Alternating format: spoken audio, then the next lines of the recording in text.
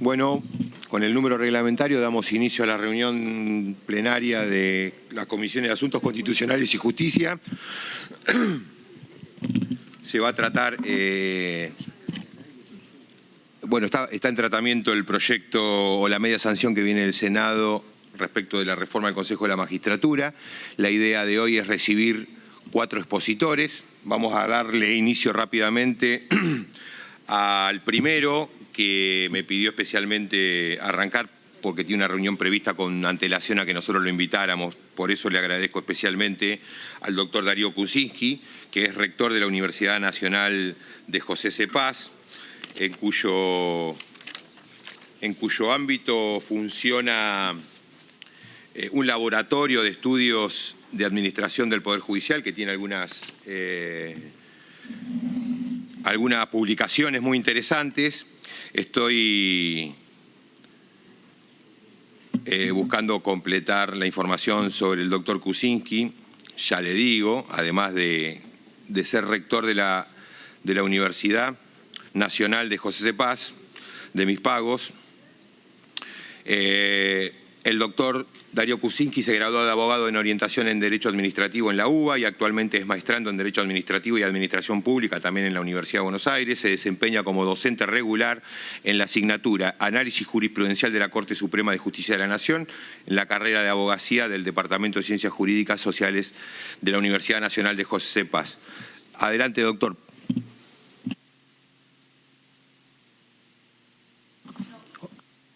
Ahí. Perfecto. Bueno, buenas tardes a todos y a todas. Gracias por la invitación. Es un honor poder participar de esta reunión y traer a este ámbito algunas consideraciones y reflexiones sobre un tema que es tan sensible para el funcionamiento de las instituciones democráticas de nuestro país. Yo me voy a referir concretamente a la integración del estamento académico en el proyecto enviado por el Senado, a la cuestión de género, a la integración y alguna posible conclusión sobre el tema lo más rápido posible. Si hay un tema de tiempo me avisan y apuro. Bueno, en primer lugar, contarles que la Universidad Nacional de José C. Paz es una universidad nacional con asiento en la provincia de Buenos Aires, como decía el diputado de sus pagos, ahí en el distrito de José C. Paz, con Urbano Noroeste. Nos conocimos también hace un tiempo en Pilar. Que viene haciendo un trabajo muy interesante, que en la actualidad tiene aproximadamente 29.000 estudiantes, entre estudiantes e ingresantes, cursando en sus carreras, y que para nosotros es importante poder venir y dar como un testimonio de lo que fue pasando, porque a diferencia, yo fui invitado también para exponer en el Senado en marzo, antes de que sucedieran varias cosas que hoy ya son hechos consumados, sobre todo en lo que tiene que ver con la integración del Consejo de la Magistratura por representantes del estamento académico y científico. Desde que se dictó el fallo de la Corte Suprema, Colegio de Abogados de la Ciudad de Buenos Aires y otros contra Estado Nacional, Ley 26.080, Decreto 816 del 99 y otros, en el Consejo Interuniversitario Nacional, que es el ámbito en el cual todas las universidades públicas, nacionales y provinciales estamos nucleadas, se comenzó a trabajar en la agenda para integrar al segundo, o en este caso, como ya ha sucedido, a la segunda integrante por este estamento, y enseguida, digamos, porque el fallo se notificó en diciembre, pero en marzo se modificaron los reglamentos del CIN, así se llama, es la sigla del Consejo Interuniversitario, adaptando un reglamento que databa del año 1998, es decir, unos cuantos años atrás, donde nosotros teníamos un sistema universitario bastante distinto al sistema universitario argentino de esta fecha, y a partir de la reforma de este reglamento electoral, que fue aprobado en un plenario de rectoras y rectores de todo el país por unanimidad, se pudo avanzar en un proceso electoral que hoy está culminado. No estaba culminado cuando presentamos el tema en marzo, hoy ha finalizado y ha finalizado sin mayores inconvenientes. Ahora les contaré un par de detalles, pero quería decir que desde la sanción de la ley 24.937 y antes de la reforma del 2006, el CIN ha sido el órgano en el cual se han elegido estos estamentos. Digo porque había un debate respecto de por qué las universidades públicas, por qué no las privadas, y si debía ser el Consejo Interuniversitario o no quien designe a los representantes del estamento académico. Hay una tradición histórica en el sistema universitario público de nuestro país que ha colocado al CIN en ese lugar, y todo el proceso electoral, tengo por acá todas las designaciones de los representantes ante el Consejo de la Magistratura, han sido en ese ámbito, con lo cual hay una tradición y una historia que también avala la intervención del Consejo, porque estaba en duda la participación del Consejo Interuniversitario como el ámbito de sustanciación de estas elecciones. Cabe decir que el Consejo Interuniversitario es un organismo netamente federal. Hoy en día todas las universidades todas las provincias, tienen al menos una universidad pública, y todas ellas están representadas en este órgano. Es decir, que aquellos representantes que surgen de un proceso electoral así sustanciado, por supuesto que tienen detrás una representación además muy federal, que es parte de las modificaciones también que el proyecto del Ejecutivo recibió en el Senado al momento de ingresar a esta Cámara. En cuanto a la segunda parte del artículo, en el caso del proyecto es la modificación del artículo segundo, inciso 5, respecto del rol de los y las decanas de Derecho, que es algo que también se trabajó y se cuestionó, como si ese proceso fuera a ser algo que sustrae al proceso electoral de la definición de los académicos y académicas de las facultades de Derecho de las universidades. Y ahí hay que reconocer, y por eso me parece importante venir a contarles, que el sistema universitario argentino, como les decía al principio, en el año 98 tenía muy poquitas universidades, 18, 19, y hoy en día tenemos más facultades de Derecho que lo que teníamos de universidades, facultades, departamentos académicos de Derecho, que antes teníamos universidades nacionales en el país, cuando la normativa vinculada con el Consejo de la Magistratura, la reforma constitucional, por supuesto, tuvo lugar. Entonces, la existencia de estas facultades de Derecho, estos departamentos académicos de Derecho o institutos universitarios, tiene distintos nombres en el sistema, pero son similares en su estructura orgánica, coloca a los decanos y a las decanas de Derecho del país en un lugar muy, muy importante, porque son ellas y ellos quienes están en permanente vinculación con sus comunidades judiciales, sus docentes son jueces, son abogados de la matrícula. Digamos que el mundo del derecho en las universidades hoy pasa sin duda por esos actores. Con lo cual, no habría un inconveniente, que escuché bastante incluso en las exposiciones del Senado, en que la elección esté mediada por la intervención de los decanos y decanas, porque no hay que confundir que sean los decanos y decanas los que y las que elijan que quienes pueden ser candidatos, que eso no se modifica en el proyecto de ley. Quienes pueden ser candidatos o candidatas a integrar el estamento siguen siendo profesores y profesoras titulares de Derecho de universidades nacionales, que es el mismo requisito que existió desde siempre. Lo que está cambiando ahora, que tiene que ver con algo histórico y con algo que tiene que ver con el crecimiento del sistema universitario, es que se coloca a los decanos y decanas en un lugar que tienen construido en el sistema universitario de nuestro país. Quiero contarles también, y a esto me refería al principio, que en el Consejo Interuniversitario Nacional, desde que recibimos el fallo, se instrumentó todo el proceso electoral para integrar el segundo, o para elegir al segundo, como dije antes, a la segunda integrante del estamento. Pongo a disposición, y es información que hemos notificado al Consejo de la Magistratura, todas las actas de la Junta Electoral que se sustanciaron en el CIN, que dan cuenta de un proceso armónico en el sistema universitario. En las exposiciones de especialistas en el Senado se dijeron cosas que tendían a confundir, como que las universidades tenían división de poderes adentro y que este proyecto, ciertas asimilaciones entre la división de poderes y la conformación del cogobierno universitario, que son cosas sustantivamente distintas.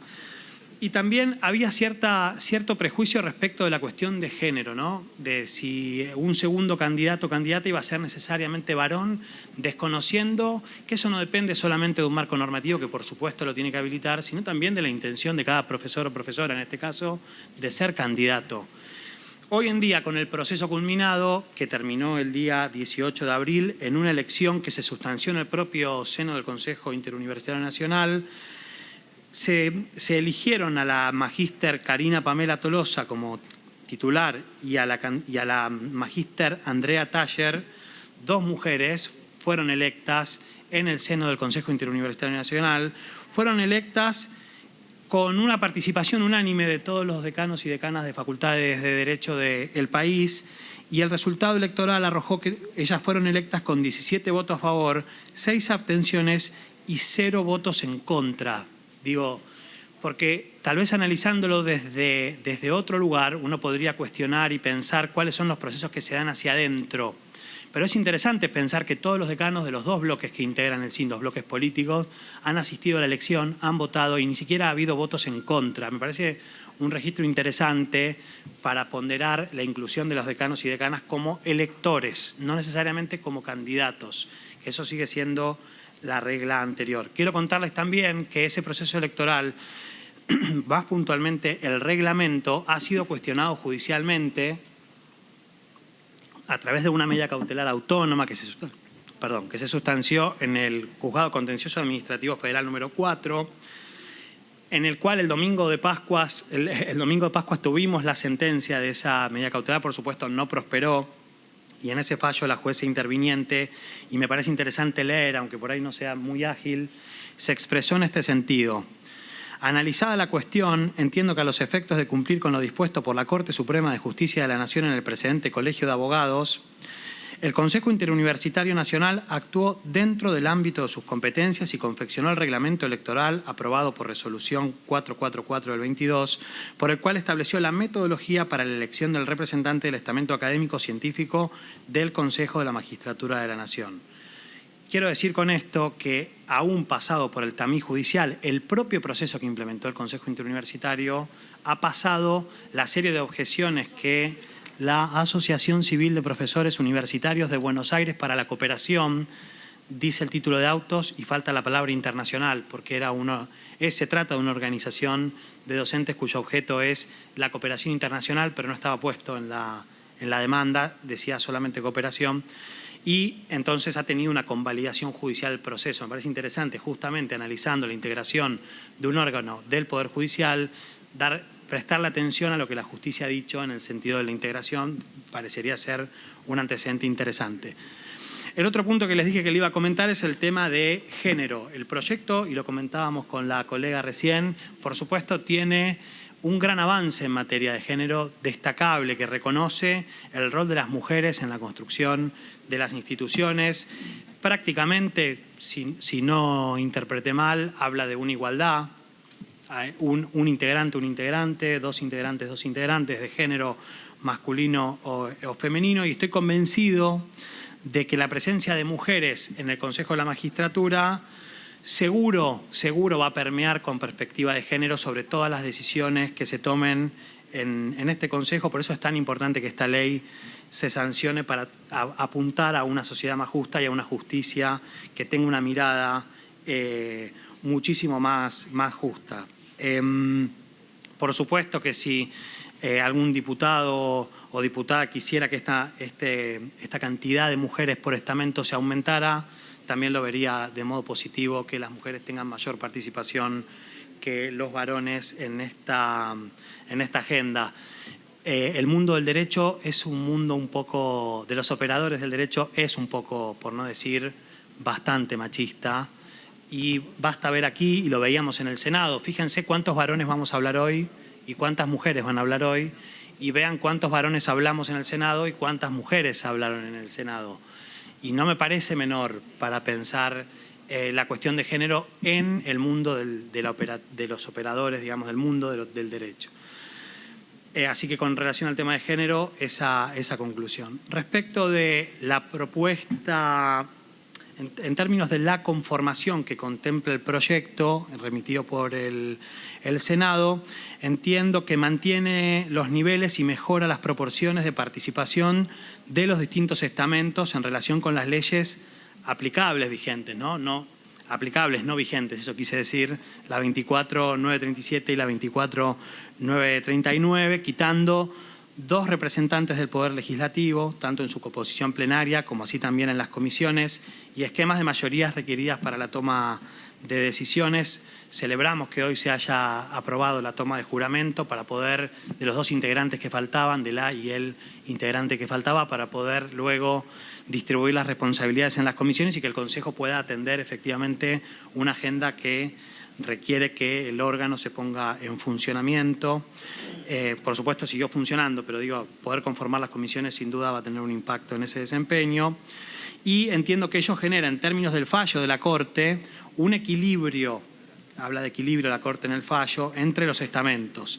También considero relevante, y sobre esto tal vez diga algo más hacia el final, que el proyecto contemple que sea el propio Consejo quien elija sus autoridades y no que venga determinado por la ley. En este sentido, sobre la base de analizar la historia y jerarquía constitucional del Consejo, las atribuciones que le confiere expresamente el texto constitucional, esto lo dije también en el Senado, por eso tengo este apunte que utilicé también allí y me parece importante traerlo aquí, su rol institucional en relación con el funcionamiento del servicio de justicia, su funcionamiento interno democrático, entre otros argumentos que seguramente el resto de los expositores va a complementar. Entiendo, y esto es opinable porque como todo en el derecho, mitad de biblioteca y mitad de biblioteca, que no resulta admisible contemplar la integración del Consejo por parte de miembros de la Corte Suprema de Justicia de la Nación, o al menos, si lo integran, que no necesariamente venga determinado por el proyecto de ley que ocupen sus miembros la presidencia del Consejo de la Magistratura, que tendría que ser elegido en el seno del propio órgano. Y entiendo también que esta decisión de incluir a la a la Corte Suprema como miembro del Consejo de la Magistratura era una decisión privativa del constituyente del 94, que habiendo podido incluirlo expresamente en el texto del 114, no lo hizo y refiere a instancias, ¿no? Los jueces de todas las instancias. Me preguntaron en el Senado cuántas instancias hay en el Poder Judicial, un poco pensando que tal vez desconocía la interpretación sobre que la Corte es una instancia, que también lo podemos discutir. Hay filósofos que han explicado y hay antecedentes que han explicado que tal vez podemos poner en duda, como todo en el derecho, la noción de instancia. Y no está incluida tampoco en el proyecto de ley original, luego de la reforma, la integración por parte de la Corte. Y quería traerles algo que para reforzar esta idea de que el convencional constituyente del 94 no tuvo una posición unánime respecto de la integración por parte de la Corte, por lo menos o lo puedo dejar si sirve, algunas declaraciones de convencionales constituyentes que referían a la integración del Consejo y el rol en el marco del Poder Judicial, ¿no? Por ejemplo, el convencional paisado de la UCR sostenía que el Consejo tendrá importantes funciones, revirtiendo así una tendencia que a lo largo de este siglo y particularmente en los últimos 50 años ha llevado a concentrar en uno de los órganos que ejercen el Poder Judicial de la Nación, me refiero a la Corte Suprema de Justicia, la totalidad de los poderes de administración correspondientes a un conjunto de órganos descentralizados entre sí. Este proceso de concentración de poder administrativo en un tribunal de justicia, además de no tener en cuenta la genuina esencia funcional de ese tribunal, no ha dado los resultados apetecidos por las leyes del Congreso de la Nación, que a lo largo del tiempo confirió a la Corte poderes reglamentarios, disciplinarios, administrativos y de gestión. Del Diario de Sesiones del 27 de julio, página 2209, y podría citar algunos otros argumentos, porque también luego de mi intervención en el Senado me dijeron que mi interpretación sobre la norma constitucional había sido dogmática y había desvirtuado el sentido de la literalidad de la norma. La intención del legislador, en este caso el convencional, también es una herramienta importante para la interpretación del sentido. Y para terminar, reforzar la idea de que sea el propio órgano el que elija su presidente y vice, o su presidenta y vice, que también en función de la conformación de género que plantea esta ley podría ser una mujer. y traería el formato que tenemos en las universidades, ¿no? Donde luego de la reforma universitaria del 18, una reforma que todos sabemos fue determinante del sistema universitario tal y como lo conocemos hoy, los órganos de cogobierno de la universidad están integrados por representantes de cada claustro, ¿no? Por ejemplo, una asamblea universitaria, un consejo superior, se parecen un poco a esta idea del Consejo de la Magistratura en cuanto a que están integrados por distintos estamentos. Bueno, en estos órganos universitarios, quienes eligen a sus autoridades, salvo algunos casos de elección directa, suelen ser los propios integrantes del Consejo en el seno de un debate que se da entre aquellos que representan los distintos estamentos. Noto alguna similitud entre los dos órganos. Me parece que es un buen ejemplo el universitario para tomarlo en cuenta. Bueno, nada más. Muchas gracias. Muchas gracias, doctor Kuczynski. Está liberado. Nos hubiese gustado tener unos minutos, probablemente para las y los expositores que vienen, podamos abrir a preguntas si así lo quieren los diputados y diputadas, pero respecto del profesor Kuczynski se tiene que retirar. Le agradecemos, Darío. Bueno, antes de seguir, quiero primero felicitar a la diputada Reyes, que se va a integrar finalmente al Consejo de la Magistratura. Hemos conocido hoy la decisión de la Corte de tomarle juramento tanto a ella como a el senador Doñate, así que le deseo mucha suerte, diputada, en esta tarea, o le deseamos. También avisar que hemos recibido, o estamos recibiendo pedidos para incluir expositores, bueno, en esta discusión, seguramente el martes. Hemos recibido la propuesta del doctor Carvajal respecto del profesor Binder. No podía hoy, pero probablemente el martes que viene esté. El doctor Binder también fue propuesto por la diputada Stolbizer, que a su vez también propuso representantes de FACA, de ASIG, de ADC, la doctora Aldana Romano, el doctor Gilda Vedra, un representante de FACA. Bueno, vamos a organizar las invitaciones para el martes que viene. También el socialismo, el diputado Esteves propuso a la doctora María Elena Barbagelata, que no podía hoy, así que probablemente esté el martes. Y hay otros invitados que seguramente van a venir. Bueno, continuando con la ronda de expositores, voy a presentar a la doctora Marcela Ruiz. Ella es presidenta de la Federación Argentina de la Magistratura y el Poder Judicial, es vocal y presidenta de la Cámara Civil y Comercial de Tucumán, capital, y es además profesora en la Facultad de Derecho de la Universidad Nacional de Tucumán. Le agradecemos el esfuerzo que hizo para venir, doctora, y bueno, le invitamos a iniciar la exposición. Hola, buenas tardes a todas y a todos. Bueno, muchísimas gracias por la invitación, muchísimas gracias por darnos la oportunidad de participar de las opiniones que estamos por formular, de darnos la posibilidad de opinar en este proyecto que es tan importante para nosotros, para todas y para todos los argentinos, que es el del Consejo de la Magistratura. Primero les quiero contar que la Federación Argentina de la Magistratura es una institución que ha sido creada en el año 1966. Nosotras y nosotros representamos o tenemos dentro de nuestra institución a las 23 provincias argentinas y a la Ciudad Autónoma de Buenos Aires, lo que nos da la representación tenemos un número de asociados y de asociadas de casi 17.000 personas. ¿Y por qué nuestra preocupación en participar o nuestro interés en participar en este debate? Porque cuando se habla de la justicia, se habla de la justicia y en lo bueno y en lo malo no se incluye.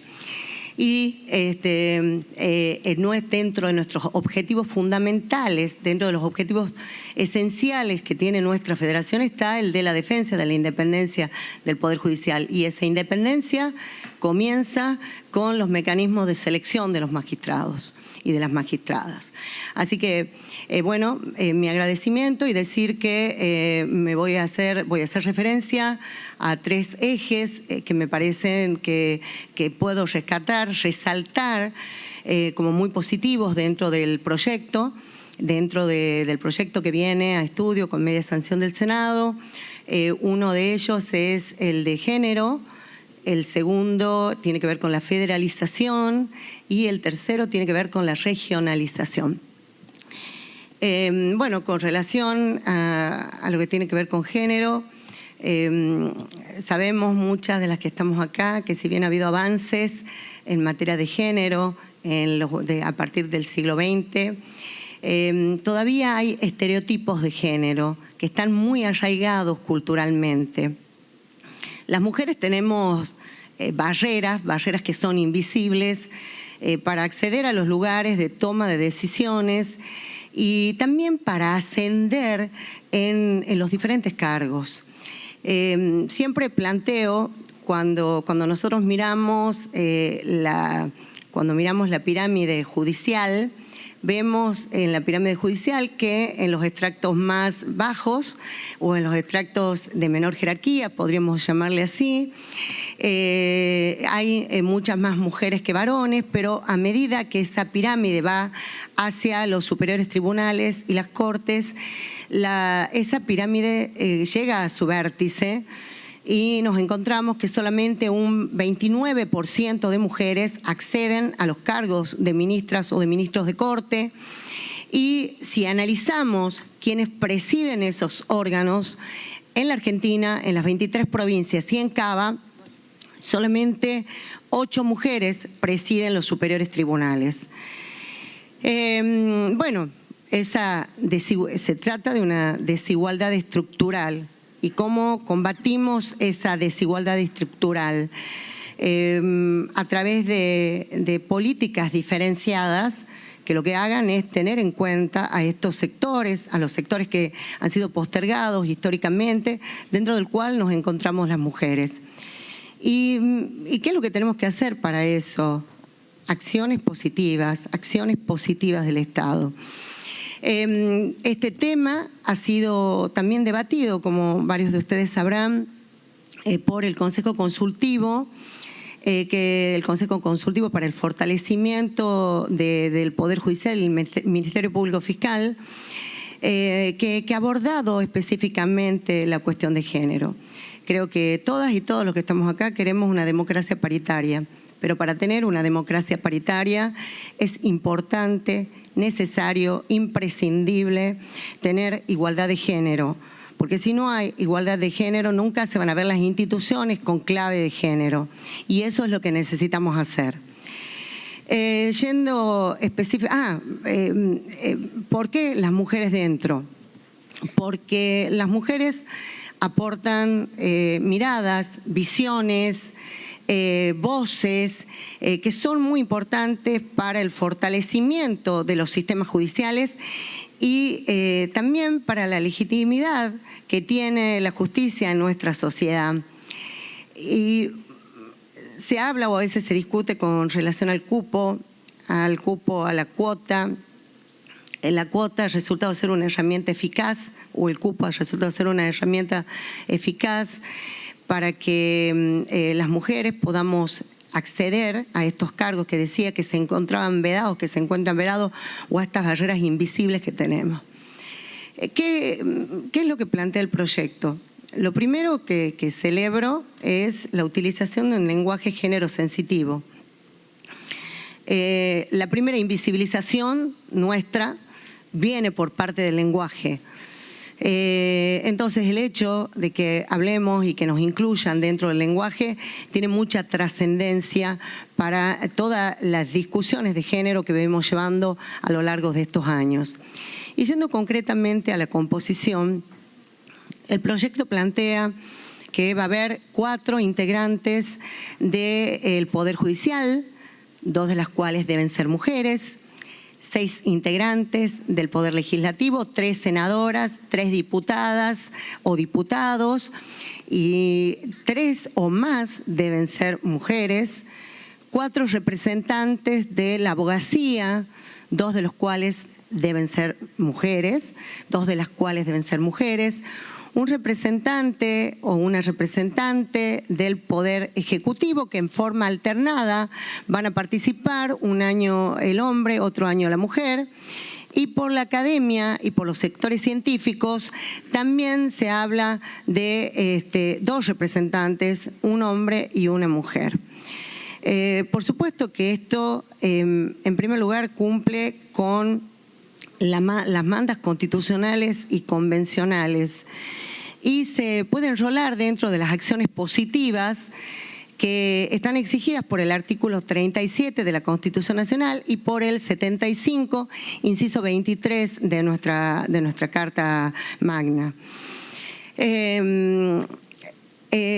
Además, bajando un poco al territorio, les quiero decir que nosotros en nuestra federación, que está desde el año que tenemos vida, desde el año 66, solamente 2 mujeres hemos ocupado la presidencia. La primera de ellas en el año 88 y luego de 33 años, en diciembre del año pasado, he sido elegida presidenta de la Federación Argentina de la Magistratura y de la Función Judicial. Y les digo que algunas cosas han cambiado. Lo primero que les decía era la invisibilización del lenguaje, o la invisibilización en la que nos pone cuando no se utiliza el lenguaje apropiado.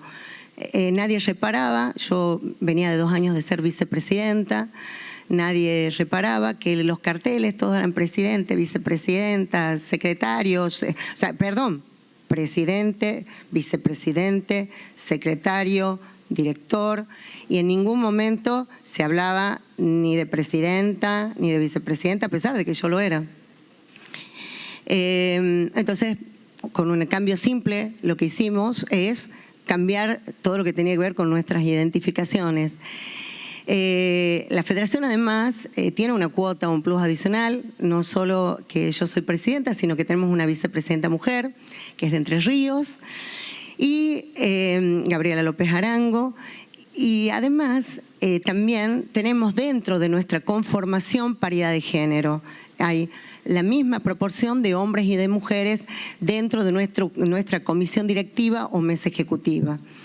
Otra de las acciones, porque acá se exige acciones positivas del Estado, pero también creo que debe haber acciones positivas por parte de todas las instituciones. Creamos una dirección de política de género, diversidad e igualdad. Y les quiero contar que hemos hecho muchísimas cosas en el poco tiempo, desde el mes de diciembre, en lo que tiene que ver con nuestras capacitaciones, estar capacitados, nos coloca en otro lugar en materia de capacitación. Hemos hablado de perspectiva de género en todos los fueros. A veces se piensa que solo está limitada a los fueros de familia y al fuero penal, pero les digo que no, que hay en perspectiva de género en contencioso administrativo, hay perspectiva de género en el derecho laboral, hay perspectiva en el código, en los fueros civil y comercial, es decir, en todos los fueros hay perspectiva. Entonces, hemos hecho eso, hemos hecho conversatorios, estamos ideando para hacer un observatorio de la justicia en materia de género, pero quizás todas esas cosas no se hubieran podido hacer si no teníamos esto, una presidencia ocupada por una mujer, una vicepresidencia, y también equidad o equiparación o igualdad de género dentro de la composición de nuestra mesa ejecutiva. Otro de los puntos que me interesa abarcar es el tema de la federalización. Nosotros tenemos un artículo 1 de la Constitución que dice que la Nación Argentina adopta para su gobierno la forma representativa, republicana y federal. Pero todas y todos los que estamos acá sabemos que del deber ser al ser hay una distancia muy grande. Se pregona mucho el federalismo, pero el federalismo cuesta, es muy difícil y todos pensamos, soñamos y proyectamos en clave centralista o en clave unitaria, podríamos decir. Entonces, esto me parece o veo como muy acertado en el proyecto que se haya incluido en el artículo 8 que el Consejo de la Magistratura va a sesionar cada 3 meses en el asiento de una Cámara Federal del territorio argentino. ¿Para qué? ¿Con qué objetivo? Dice el proyecto, de analizar cuáles son las necesidades, cuáles son las problemáticas que aquejan a ese lugar. Haciendo también un parangón con nuestra institución, nosotros también somos federación, pero les cuento que ahora también dentro de las políticas que hemos instaurado a partir del mes de diciembre en el que hemos llegado, es justamente recorrer toda la Argentina, porque les cuento, hay en la magistratura y en la función judicial, hay algunos temas que son comunes a toda la magistratura del país, hay otros temas que son comunes a un determinado lugar y hay otros temas que son comunes a la región. ¿Esto qué nos ha permitido? En el último tiempo, y desde el mes de diciembre, yo y la comisión, yo particularmente, personalmente, como presidenta institucionalmente, y la mesa ejecutiva, la comisión directiva, también en algunos de esos casos, hemos recorrido varias provincias argentinas. Salta, Catamarca, hemos ido recientemente a Misiones. Ayer estuve en Catamarca, en la ciudad de Buenos Aires, voy recorriendo varias departamentales, estuve en el Colegio de Magistrados de Cava, pero ¿qué es lo que te da el llegar a cada uno de los lugares? Tener una visión de qué es lo que ocurre en ese lugar, cuáles son las problemáticas que aquejan a la justicia en cada uno de los lugares y además cuáles son las necesidades con las que cuenta. Incluso las necesidades en el nombramiento, que necesitan nombrar los jueces, los magistrados y las magistradas que se necesitan nombrar en cada uno de los lugares. Estar in situ en el lugar nos cambia la óptica, nos cambia la perspectiva de las cosas que tenemos que hacer. Y les quiero decir que esto, primero, ha permitido conversar, conversar con nuestros asociados y con nuestras asociadas, pero creo que es una cuestión que va a ser muy bien receptada por la sociedad, porque la sociedad exige una justicia cercana, nos exige permanentemente una justicia que sea cercana. Y creo que esa justicia cercana comienza con el Consejo de la Magistratura, que es el organismo encargado de seleccionar a los magistrados y a las magistradas del país. Por último, quiero hacer referencia a otro tema, que es el tema de la regionalización. El artículo 33 del proyecto divide a la Argentina, divide nuestra Argentina, que es tan grande, que es tan vasta, en 4 regiones, en la región del AMBA, en la región norte, en la región centro y en la región sur. Con un detalle que es interesante, que la representación de los abogados y de las abogadas tiene que responder también a cada una de esas regiones. Les digo que a nivel país hay algunos consejos de la magistratura que adoptan ese diseño, que como política legislativa lo hacen. Sin ir más lejos, en la provincia que yo estoy, en Tucumán, están divididas en 2 zonas, los abogados y las abogadas, en los 2 centros judiciales más grandes, y los magistrados y las magistradas, y tenemos representación. Los abogados tienen representación de capital, y el Centro Judicial Concepción y Monteros, que incluye, y también la magistratura tiene representación en la capital y en la otra región o en el otro centro judicial, que es de Concepción y de Monteros. Me parece un avance muy importante. Y yo les decía recién que uno podía tener la visión de cuáles eran las necesidades de los magistrados y las magistradas en general, de los provinciales, pero también hay políticas, hay problemáticas, hay algunos conflictos y hasta le diría que muchas cuestiones que son comunes a la región. Hace poquito hemos estado nosotros, porque también es una política que hemos instaurado recientemente, hemos estado en la provincia de Misiones y en la provincia de Misiones nos hemos esforzado para que vaya toda la región. Nosotros la tenemos dividida de una manera distinta a la que propone el proyecto, pero nos ocupamos en que esté presente Chaco, en que esté presente Corrientes, en que esté presente Formosa. Independientemente que estaba Santa Fe, que estaba Entre Ríos, pero nuestra principal preocupación era que esté la región, porque la región comparte o tenía o tiene algunas cuestiones que son comunes y que era importante visibilizarlas. Bueno, finalmente les quiero decir que el fortalecimiento de la justicia no solo depende de nuestro poder, del Poder Judicial. Creo que depende de todas y de todos, de los tres poderes del Estado. Es importante que se trabaje, que se respete la independencia del Poder Judicial. Y esa independencia comienza, les podría decir, con una independencia institucional que tiene que ver con el presupuesto que se le asigna, que nosotros, aprovechando este espacio, queremos y proponemos y propendemos a que también en lo que tiene que ver presupuestariamente, las provincias tengan el mismo tratamiento que tiene, acá hay diputados y diputadas de varias provincias, que tiene también a nivel nacional. Sin lugar a dudas, lo que queremos o lo que pretendemos es una magistratura a través de esta ley que salga fortalecida. ¿Y eso cómo se consigue?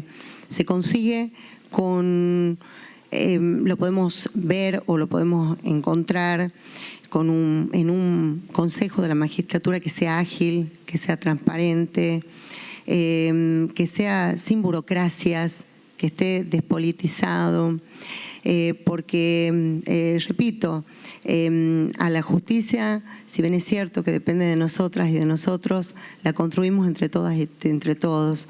Y la independencia de nuestro Poder Judicial es una independencia que no solamente implica el respeto por nuestra Constitución, es un derecho, y un derecho que tenemos nosotros, las magistradas y los magistrados, pero constituye una verdadera garantía para quienes son los destinatarios últimos del servicio de justicia, que son los ciudadanos y las ciudadanas que diariamente van o acceden, que recurren a nuestros tribunales para el reconocimiento de sus derechos, y son a quienes todas y todos ustedes representan. Muchísimas gracias.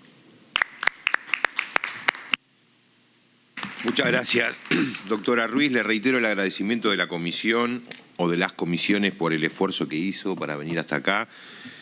También quiero destacar la presencia junto a la doctora Ruiz del doctor Cristian Fabio, que es el secretario general de la Federación Argentina de la Magistratura y la Función Judicial, también elegido recientemente junto con la doctora Ruiz. Muchas gracias, doctor, también por la presencia.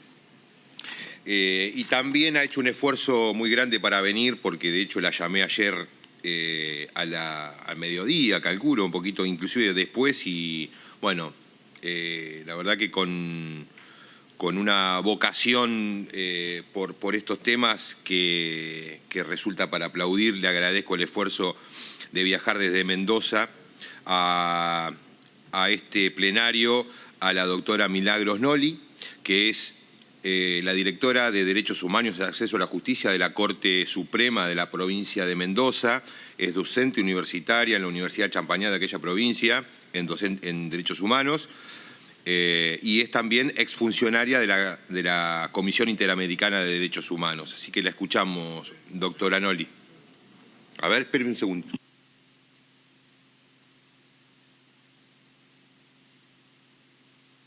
Entonces hacemos una pregunta y después la exposición de la doctora Noli. Tiene la palabra, diputado Carvajal. Gracias, señor presidente. ¿Cómo le va, doctora? Doctor, gracias por acompañarnos.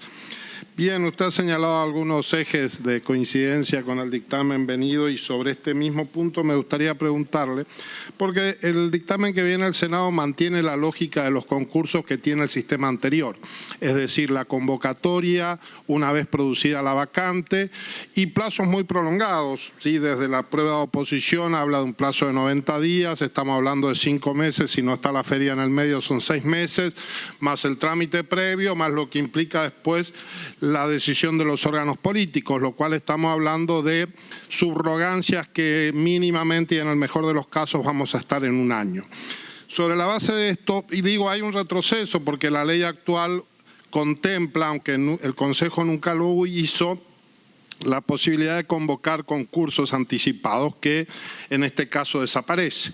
Por lo cual, sobre la base de esta experiencia vivida, me gustaría conocer cuál es la opinión que tienen los magistrados sobre cómo han funcionado los consejos los concursos del Consejo de la Magistratura, porque lo cierto es que con esta nueva ley van a seguir funcionando igual.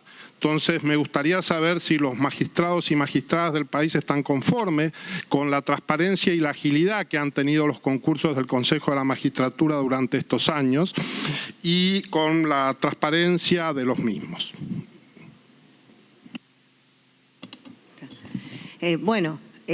Los diseños de los consejos de la magistratura a nivel nacional son totalmente distintos.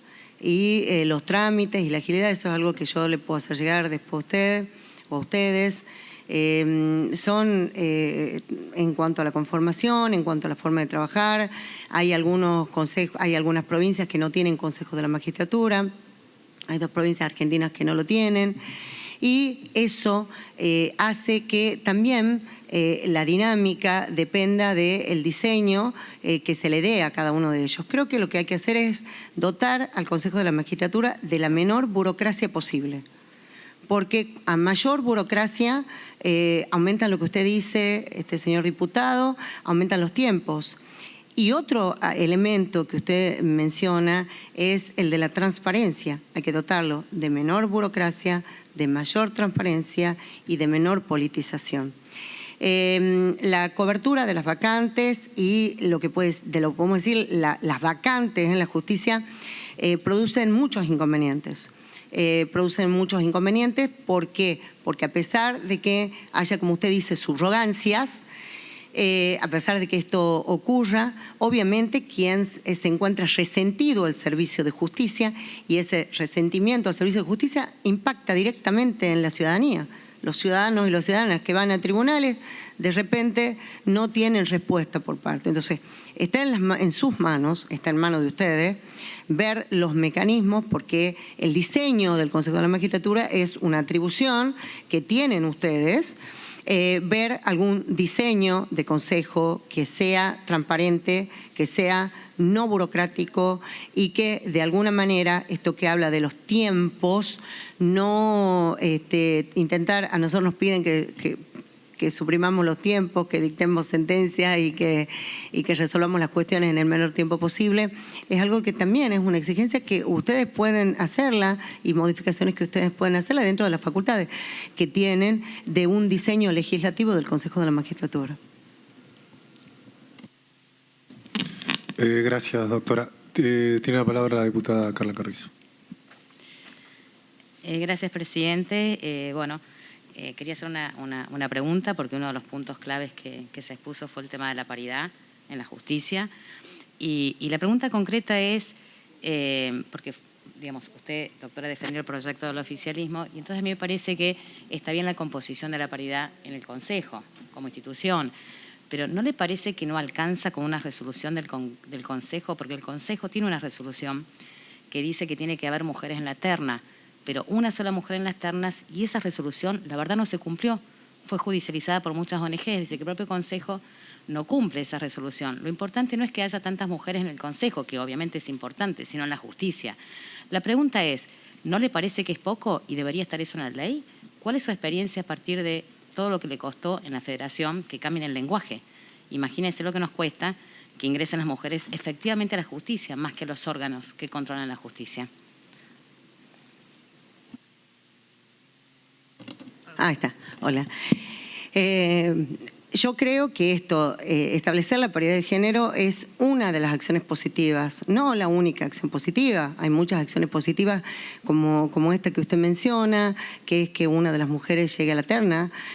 También se habla de que haya mujeres en el jurado, que se incluya a mujeres en los jurados. También se habla de la capacitación en la ley Micaela. También se habla de la perspectiva, digamos, de la capacitación en perspectiva de género, no solamente para quienes concursen, para las y los concursantes, sino que también se habla de la perspectiva de género para quienes son los que de alguna manera van a estar en la selección de los magistrados y las magistradas. Entiendo que no es la única y obviamente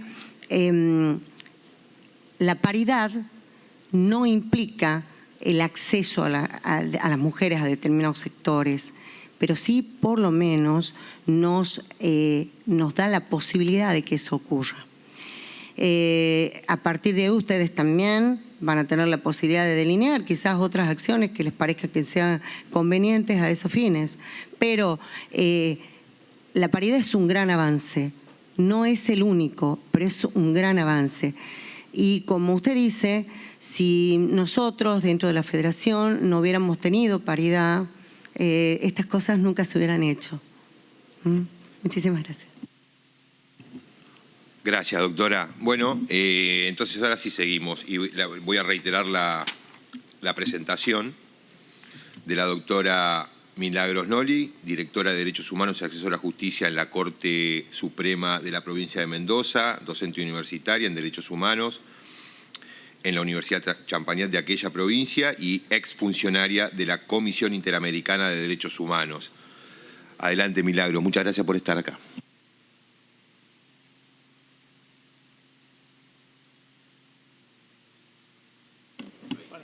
Gracias. Muchas gracias a usted, señor presidente.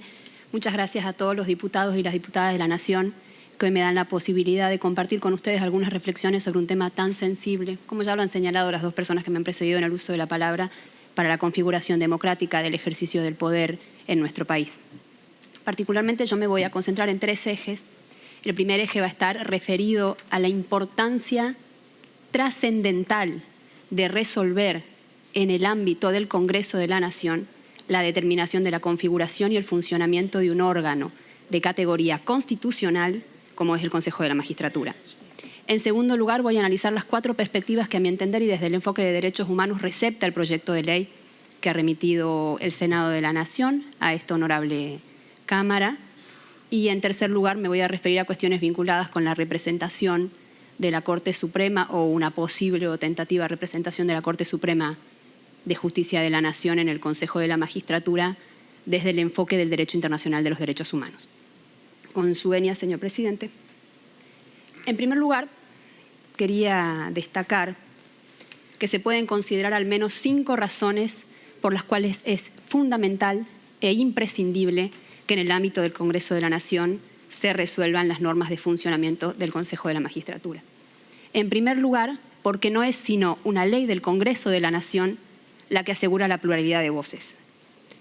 La pluralidad de voces que permite, por ejemplo, que en una instancia como la de hoy hubiera hablado un rector de una universidad nacional, hubiera hablado la representación de los magistrados y las magistradas de la Nación, en donde se está convocando, según señalaba y escuchaba el señor presidente, a iniciativa de la diputada nacional Stolbizer, a organizaciones de la sociedad civil que tienen una trayectoria muy comprometida con esta temática, como es ASIG, como es INESIP, a través del doctor Binder, a través de la doctora Romano. Esta posibilidad de la pluralidad de voces que legitima la legitimidad de origen que ustedes tienen en el ejercicio y en el mandato popular, en el ejercicio de sus funciones, pero que se tiene que hacer efectiva escuchando los mandatos de la ciudadanía en la toma de cada una de las decisiones.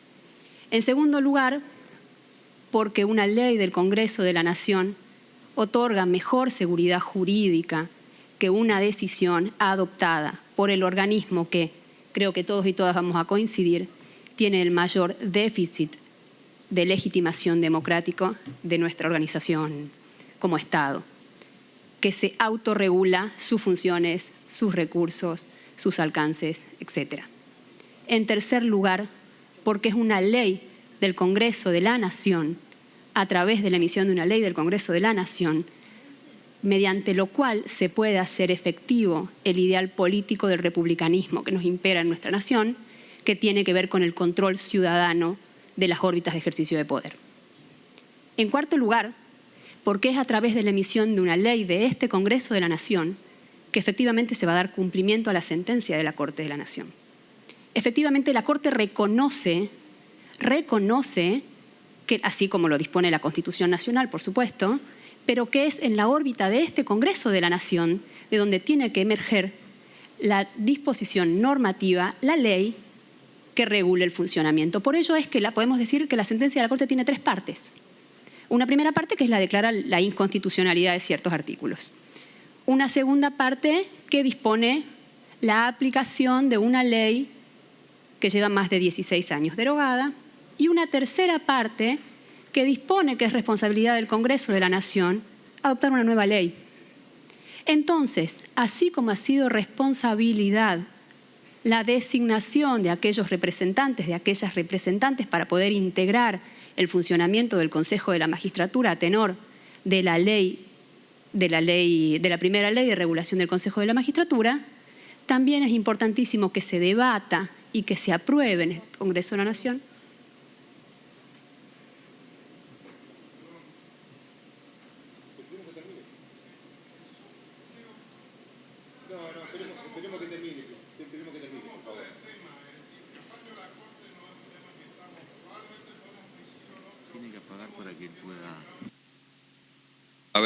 A ver, Fernando, ¿sabe la cantidad de exposiciones que no tenían nada que ver con el tema? Y sin embargo, por respeto a los expositores, tenemos que escucharlo. En este caso me parece que está equivocado. Lo que está planteando la expositora tiene que ver con el tema que estamos tratando. Siga, por favor, Milagros. Gracias, señor presidente. Como decía, porque es a través de una ley del Congreso de la Nación que se cumple la sentencia de la Corte. Y en quinto lugar, porque intuitivamente a todos nos parece al menos costoso pensar que hoy nos esté regulando una ley que ha sido derogada hace 16 años y que ha sido dictada a la luz de un contexto político, social, sanitario, de géneros, económicos, de hace 25 años. Entonces, por eso entendemos que es imperativa la necesidad de una reglamentación emanada de este Congreso del Consejo de la Magistratura de la Nación. Ahora bien, avanzando en el segundo lugar anunciado de mi exposición, quiero destacar los 4 ejes o las 4 perspectivas que entiendo impactan en el proyecto remitido por la Honorable Cámara de Senadores. Primero, la perspectiva de géneros, que las 2 personas también que me han precedido en el uso de la palabra han hecho referencia. En segundo lugar, la perspectiva federal. En tercer lugar, la perspectiva interdisciplinaria. Y en cuarto lugar, la perspectiva de derechos humanos. Respecto de la perspectiva de género, no quiero redundar, solo quiero destacar que esta medida de acción positiva, que ya ha sido reconocida como eficaz desde el ámbito del derecho internacional de los derechos humanos, no establece un piso. Si nosotros analizamos el tenor de la ley, podemos ver que cada vez que se hace referencia a la implementación de la acción positiva en cada uno de los 4 estamentos constitucionales que integran el Consejo de la Magistratura, se habla de al menos 4 representantes de los jueces y juezas, al menos 2 de ellos serán mujeres. 4 representantes por los abogados y las abogadas, al menos 2 de ellas serán mujeres. Quiero señalar que establece un piso mínimo que asegura la paridad hacia dentro de cada uno de los estamentos que constituyen el Consejo de la Magistratura, con la sola diferencia, por supuesto, de la representación unipersonal que tiene la representación del Poder Ejecutivo en el proyecto, que establece una salida interesante, que es la alternancia de género. Entonces, podemos decir que el proyecto ofrece, en los términos que está señalado, una estructura de paridad de géneros en la representación. Ahora bien, si nosotros tensamos esa estructura que presenta el proyecto con, por ejemplo, la ultraactividad de la ley del año 97, a partir de la cual se ejerce la presidencia se integra y se ejerce la presidencia desde la Corte Suprema de Justicia de la Nación, pues ahí podemos advertir dos tensiones. La primera tensión tiene que ver con el equilibrio de género configurado por la norma Setensa. La segunda tensión es que nunca una mujer podría presidir el Consejo de la Magistratura. Ni una mujer que integre el Consejo de la Magistratura, ni cualquier otra mujer. Fundamentalmente porque es un hecho concreto, indiscutible hoy, que nuestra Corte solamente se encuentra integrada por varones cis. Entonces, hay que tener mucho cuidado respecto de la posibilidad de tensar este equilibrio que se ha logrado en el proyecto aprobado por el Senado de la Nación. La segunda perspectiva es la perspectiva federal, que tiene que ver, como ya lo señalaba la magistrada que me ha precedido en el uso de la palabra, con la aseguración de los diferentes estamentos de una representación plural en el lugar de origen de las personas que van a integrar el Consejo de la Magistratura. Pero aún más, yo considero que la perspectiva federal del proyecto se ve expresada en tres órdenes. En este primer orden que señalaba, que tiene que ver con la pluralidad de origen de las personas que van a tomar decisiones trascendentales para los intereses de la nación, como son los jueces y las juezas con competencia federal, pero tiene que ver también con esto que señalaba la magistrada, de escuchar las necesidades jurídicas de las diferentes comunidades de todo el territorio nacional. La propuesta de sesionar en la jurisdicción de las cámaras federales, entiendo, la doctora señalaba con escuchar las necesidades de los jueces y de las juezas, sí, por supuesto, pero muy particularmente con escuchar las necesidades de la ciudadanía.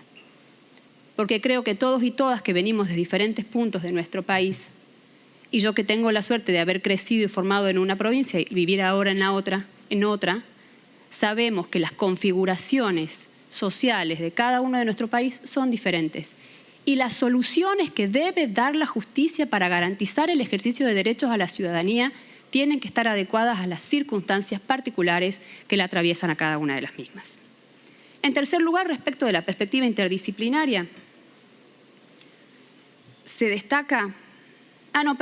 Y la tercera, el tercer eje por el cual se integra la perspectiva federal tiene que ver con integrar en los jurados de los concursos personas que ejerzan funciones o tengan domicilio en como hacía referencia recién la doctora, las regiones federales que define la ley. Y eso tiene que ver también con el conocimiento de cuáles son las particularidades propias de cada una de las jurisdicciones y las demandas que se tienen para con el funcionamiento de la justicia. Respecto de la perspectiva interdisciplinaria, como decía recién, conocen ustedes que la ley deroga la exigencia, que la ley no propone, la exigencia de ser abogado o abogada para integrar el Consejo de la Magistratura. Y eso tiene que ver, a mi entender, con la necesidad de incorporar nuevas miradas respecto del funcionamiento de un servicio público que no solo nos interesa a los abogados y a las abogadas, sino a la ciudadanía en general. Entonces, esta perspectiva interdisciplinaria también supone una mejor ampliación en términos de reconocimiento de derechos.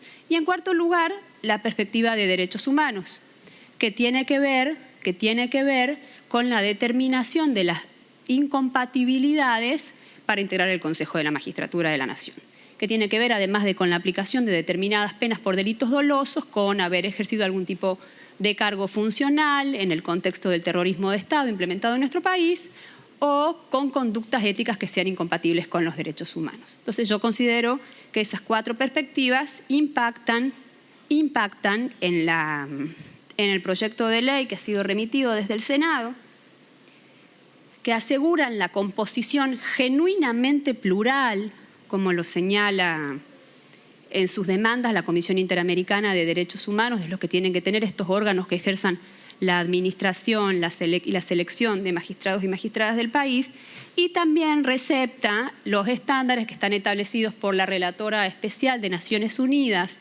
para la independencia de los magistrados y funcionarios en materia de representación igualitaria entre varones y mujeres e incorporación del enfoque de géneros.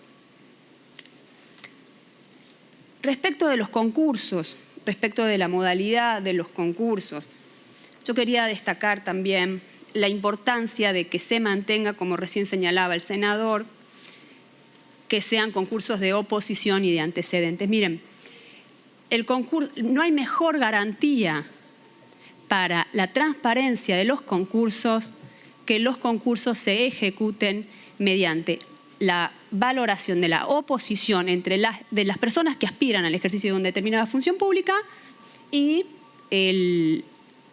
la tabulación objetiva de los antecedentes. Caso contrario, lo que se produce es un debilitamiento, a lo que señalaba recién la importancia la magistrada, un debilitamiento de la independencia con un avance político del órgano político que toma las decisiones de designación de los magistrados y de las magistradas. ¿Por qué digo esto? En la provincia de Mendoza, que es de donde vengo yo, en los últimos años se produjo una modificación al Consejo de la Magistratura. Se produjo una modificación al Consejo de la Magistratura en donde el concurso ya no es más un concurso de oposición. El concurso ahora es un concurso público de antecedentes. Pero al eliminar la oposición significa que las comisiones técnicas de evaluación ya no emiten una calificación respecto de la calidad del examen técnico. No estoy hablando de la instancia de evaluación política del Consejo de la Magistratura. La capacidad técnica de la persona para ejercer la magistratura no tiene una asignación de nota.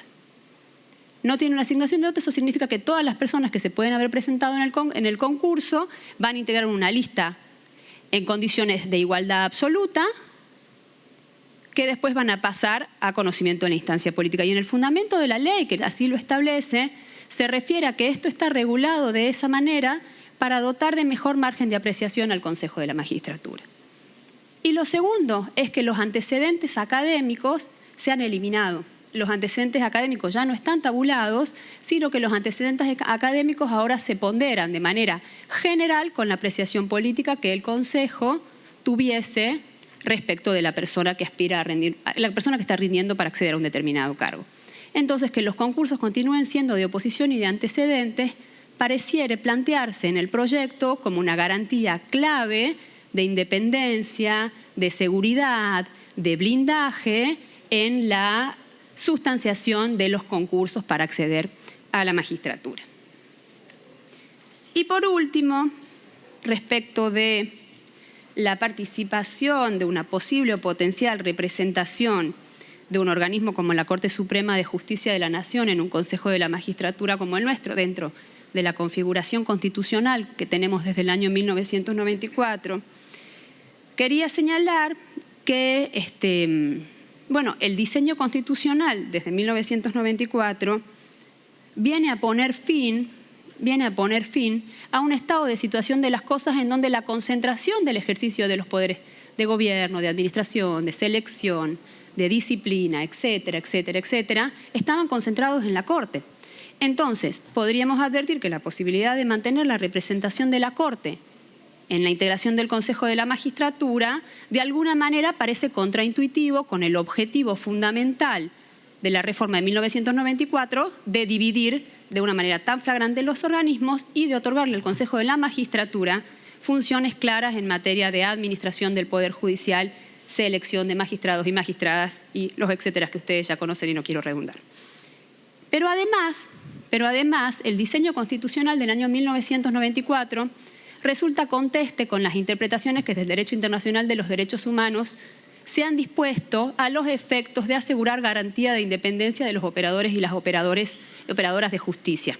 Y con esto voy a cerrar y no les robo más tiempo, pero ustedes saben que en el informe Garantía para la Independencia de las y los Operadores de Justicia de la Comisión Interamericana de Derechos Humanos hay un título destinado específicamente a los órganos de gobierno y administración de las y los operadores de justicia. Y si me permiten, yo les voy a leer solo 2 parrafitos y con esto dejo de robarles tiempo. Estos 2 parrafitos señalan los siguientes. Al igual que lo ha señalado la Relatoría de Naciones Unidas, la Comisión considera que las atribuciones y las garantías con que cuenta el órgano de gobierno y administración pueden contribuir significativamente a reducir los riesgos a la independencia de las y los operadores de justicia. Creo que en algo que todos coincidimos. Por lo tanto, la CIDH, al igual que lo ha recomendado el relator de las Naciones Unidas y la Comisión de Venecia, considera que es recomendable los estados propicien la creación de un órgano independiente encargado del gobierno y la administración, incluyendo la selección y el nombramiento y el régimen disciplinario para las entidades de justicia, Fiscalía, Defensoría y Poder Judicial, el cual debería estar separado institucionalmente del Poder Ejecutivo y del Legislativo, como garantía de independencia respecto de estos poderes y ser diferente de la Corte Suprema y de los tribunales. Voy a evitar referirme a algunos párrafos intermedios, pero termina cerrando la Comisión Interamericana con esto. Por último, la Comisión destaca que el presidente de este organismo no debería coincidir con el presidente de la Corte Suprema, como sucede en varios estados de la región, respecto de los órganos de gobierno del Poder Judicial, o bien ser el fiscal o el defensor general. Lo anterior resulta importante para evitar la concentración de las funciones asignadas a las y los operadores de justicia con las funciones de gobiernos y disciplinarias, pudiendo afectar la independencia y el ejercicio independiente y autónomo de las atribuciones asignadas. Sobre este aspecto específico, la Relatoría de Naciones Unidas ha recomendado que la presidencia del Consejo de la Judicatura no recaiga en quien ostenta el rol de presidente de la Corte Suprema de Justicia. Muchísimas gracias por su tiempo, muchísimas gracias por el respeto con el que me han escuchado. Hasta luego. Muy bien, muchas gracias, Milagro. El último expositor, una pregunta de la diputada Stolbizer, tiene la palabra. Una pregunta muy breve a la expositora de recién. Mi pregunta es sobre el último punto, que es la recomendación que se hace respecto de la no concentración de funciones. ¿Qué ocurriría si el miembro por la Corte no fuera necesariamente el presidente de la Corte? ¿Hay algún proyecto que contempla que la Corte designe un miembro para integrarse al Consejo, no necesariamente su presidente? Si la recomendación también incluiría, por ejemplo, en este caso, que no fuera presidente de ambos organismos, o de ambas instituciones, perdón.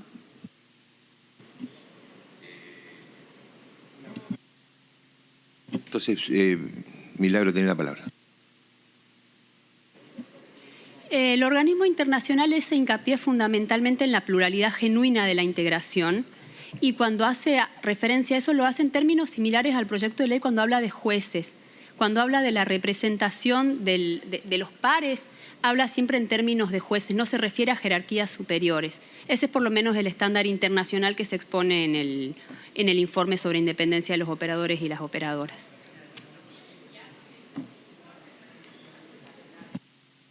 Se lo vamos a pedir a Milagro si se lo enviamos. Sí, por supuesto, diputado. Diputado Carvajal.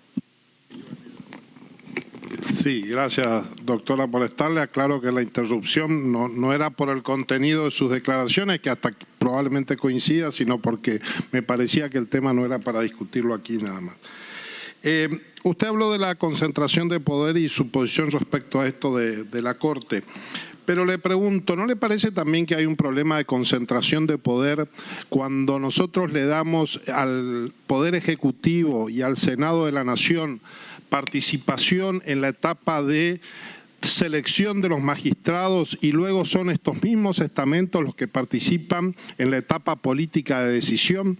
Digo, ¿no sería más razonable pensar si estos dos estamentos, Ejecutivo y Senado de la Nación, ya participan en la etapa política, ¿por qué deberían también participar en la etapa de selección que claramente van a estar cumpliendo una doble función que no están cumpliendo otros estamentos como puede ser, por ejemplo, esta Cámara de Diputados?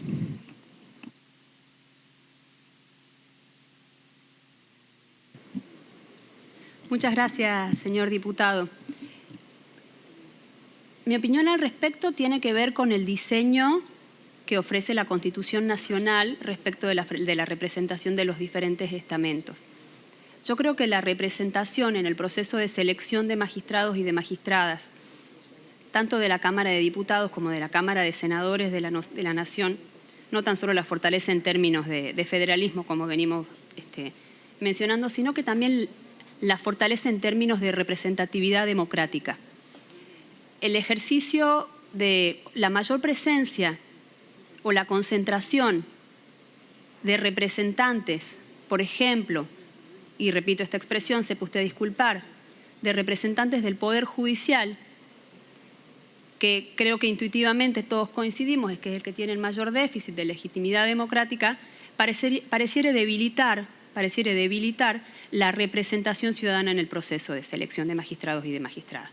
Contrario sensu, pareciera ser que la participación efectiva de la Cámara de Diputados, la participación efectiva de la Cámara de Senadores, la participación efectiva del representante del Poder Ejecutivo, lo que hace de alguna manera es afianzar el principio republicano de que la ciudadanía interviene a través de sus representantes, pero que también interviene en la legitimación de cada uno de los actos posteriores que se van realizando en el ejercicio de ese mandato endilgado. Entonces creo yo que desde ese lugar no se podría considerar una sobreintervención, presumo que usted refiere a que existe una sobreintervención de esos poderes, sino que es más bien de mejorar la participación ciudadana en el proceso de selección. Gracias, doctora.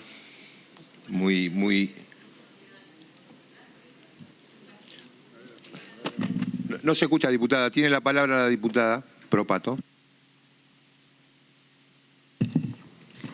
Qué buena novedad, digo, que por parte de Juntos por el Cambio estén proponiendo de alguna forma una votación popular, aparentemente, para democratizar el sistema judicial. Me parece que es una buena iniciativa que tuvo acá el diputado. Lo ponemos en el dictamen, diputada. Exacto, hay algunas provincias en donde hay un representante directo, ¿sí? Bueno, seguimos con el último expositor de la tarde. No me pasaron el currículum, pero bueno, yo lo sé. El doctor Miguel Piedecasas va a ser quien cierre la lista de expositores. Bueno, es un reconocido abogado, jurista, un referente de la abogacía, si bien es de la contra, pero es un referente de la abogacía, finalmente. Es profesor universitario, exacto, es profesor universitario y más importante probablemente es expresidente y vicepresidente del Consejo de la Magistratura. Pero yo creo que por sobre todas las cosas, para mí es un amigo y un adversario que honra la confrontación y que a uno lo hace ser mejor. Así que bienvenido, Miguel, podés iniciar tu exposición.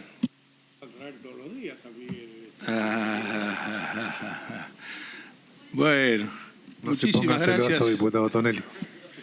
Muchísimas gracias al diputado Tailade. La verdad que es un gran honor que esté presidiendo. Yo querría hacer todas las cuestiones y planteos que él me hacía a mí durante y que me escuchara el tiempo que nosotros. No, pero ha sido un consejero importante y se ha mantenido el diálogo, el respeto y cada uno defendía las posiciones que tenía que defender como corresponde en un ámbito plural y democrático, como también lo es el Consejo de la Magistratura. Más allá de los comentarios que se puedan llevar adelante desde la visión de los observadores y no de aquellos que integran el órgano o que integraron el órgano, que por la vivencia tenemos definiciones tal vez diferentes. Modelos de Consejo de la Magistratura en el mundo hay de todo tipo y clase. Modelos de Consejo de la Magistratura en el mundo hay de todo tipo y clase. El español, donde lo preside el presidente del Supremo, el italiano, donde lo preside el presidente de la República, o uno como el francés, donde tiene una impronta administrativa absolutamente diferente que el sistema político de la República Argentina. De manera tal que yo me voy a referir al Consejo de la Magistratura del artículo 114 de la Constitución Nacional. porque la definición política institucional la tomó el convencional constituyente. De manera tal que nuestro debate, nuestra discusión, salvo que quisiéramos convertirnos en una convención constituyente, está acotada por el artículo 114 de la Constitución Nacional, y todos los debates de la convención, todos, el núcleo de coincidencias básicas, la ley respectiva y el debate propio de la Convención Constituyente, en la que participé porque se hizo en mi facultad y donde le cedimos todas las instalaciones a los constituyentes. No participé como constituyente, digo, estuvimos en ese ámbito. Yo les quiero agradecer enormemente que me permitan el altísimo honor de estar en el ámbito, en la casa de la democracia, el ámbito plural y democrático, donde se deben tomar, y coincido, las definiciones más importantes de la República. Este es el ámbito. Y esto me lleva al primer punto. El primer punto es que no estoy de acuerdo en que estemos discutiendo aquí una reforma del régimen legal vigente. Esta es una oportunidad histórica, institucional, de suma importancia para conformar una nueva ley en su integridad sobre el Consejo de la Magistratura y no seguir debatiendo sobre parches que atienden más a la coyuntura que a la definición institucional que necesitamos, que proyecte un marco jurídico para el tiempo, para lo que viene, superando la coyuntura política, sectorial, a veces mezquina, que nos llevan a apreciaciones y a defender modelos que no son los que se corresponden con la definición constituyente. Y no pienso evadir a ninguna de las cuestiones que se han planteado en el debate político y público. La primera de ellas, que obviamente no tiene unanimidad, ni la tuvo en la Convención, ni la tiene hoy en este recinto, ni siquiera al interior de los bloques, como lo demuestran los distintos proyectos presentados. Está referido a la conformación. La conformación con la Corte presidiendo o no el Consejo, con los legisladores con mayoría y minoría, con la elección de los académicos y con la elección de los abogados. Estoy dejando afuera el estamento de los magistrados, que está correctamente regulado en los distintos proyectos. Se ve que han tenido la fuerza de imponer su posicionamiento en los distintos proyectos legislativos. Respecto de la Corte, es absolutamente cierto que en la Convención Constituyente se discutió si era conveniente o inconveniente que la Corte integrara el Consejo de la Magistratura de la Nación. Pero también es cierto que no hubo ninguna definición concluyente y sí se afirmó que el Consejo de la Magistratura era un órgano que perseguía el autogobierno del Poder Judicial. El autogobierno del Poder Judicial. Era un momento donde la sociedad tenía una visión crítica con el servicio de justicia, con el sistema de justicia y con los integrantes del Poder Judicial. Y esto llevó al tratamiento y aprobación, por supuesto, constitucional del Consejo de la Magistratura de la Nación, entre otras cuestiones. Pero, desde mi punto de vista, no queda ninguna duda de que la Corte debe integrar el Consejo de la Magistratura de la Nación. ¿Por qué? Porque la Constitución ha colocado a este órgano dentro del capítulo del Poder Judicial y porque esta ley que viene, o este proyecto que viene aprobado desde el Senado, es una modificación de la 24937 con las distintas modificaciones, no modifica el artículo primero que dice que el Consejo de la Magistratura de la Nación es un órgano permanente del Poder Judicial. De manera tal que desde mi definición constitucional y legal, la Corte debe integrar el Consejo. Y aquí me permito una reflexión, con toda la libertad que sé que ustedes me dan. Al estamento político, ¿cómo perder la oportunidad? ¿Cómo perder la oportunidad, más allá de la coyuntura, de estar sentados en la mesa de la definición política del Poder Judicial con el presidente de la Corte, con la cabeza del Poder Judicial, discutiendo el diseño, discutiendo el mapa, discutiendo la asignación de los recursos, discutiendo la ejecución del presupuesto, discutiendo la selección de los magistrados. ¿Cómo perder esa oportunidad de participar todos juntos, todos los actores del poder, en esa mesa de definición político-institucional? ¿Por qué? ¿Cuál es la razón, más allá de cualquiera sea la coyuntura? Respecto a los legisladores, es absolutamente sano que el Senado y que la Cámara de Diputados tengan diputadas y diputados senadores sentados en la mesa de definición político-institucional del Poder Judicial de la Nación, en forma equilibrada, con una mayor representación de la mayoría, pero también con un equilibrio intrínseco dentro del Poder Legislativo, y entonces mayoría y diversas minorías estén equilibradas para lo que la sociedad eligió, tengan una representación absolutamente emparentada con lo que es la Cámara de Diputados, con lo que es la Cámara de Senadores. Por supuesto que en materia de abogados y de académicos, yo reivindico el voto directo de cada una y cada uno de los integrantes de estos estamentos. Cualquier elusión que se pretenda a través de elecciones indirectas, desde mi punto de vista, nos priva de legitimación, nos priva de una representación democrática, aún una representación democrática estamentaria. Y aquí me quiero referir a un calificativo que constantemente se le coloca al Consejo de la Magistratura de la Nación. Dice, hay que despolitizar el Consejo de la Magistratura de la Nación. Creo que es un concepto banal y equivocado. La Constitución definió que sea un órgano político institucional donde participan los legisladores, el representante del Poder Ejecutivo, pero también conviven con la ciudadanía a través de los académicos y a través de las abogadas y abogados. Digo, y no estoy mencionando a los jueces, porque constituyen una manifestación de un poder, y por eso me parece a mí que es un órgano virtuoso, complejo pero virtuoso.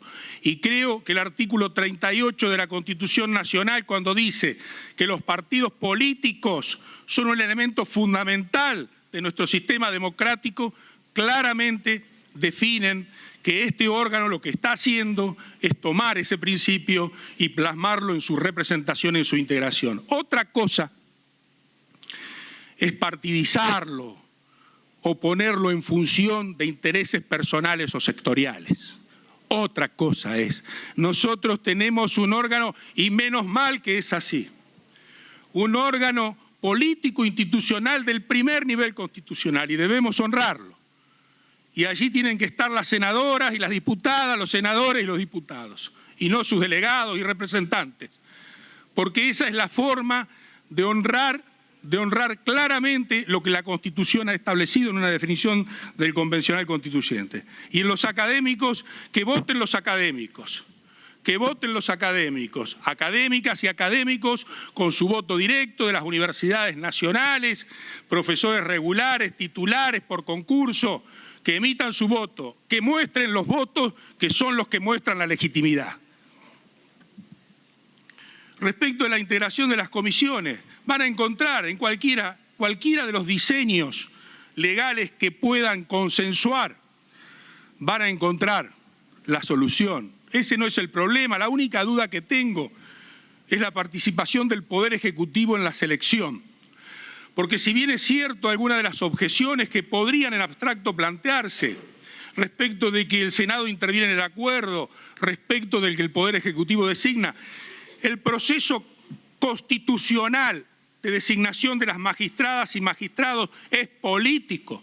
Lo que el Consejo le da es una base de idoneidad técnica, hace la selección, propone la terna, que por supuesto debe respetar los principios que aquí se expusieron en materia de género, en materia de federalismo, lo doy por presupuesto, pero en definitiva la definición política es la del presidente de la Nación, porque así está establecido en la Constitución Nacional.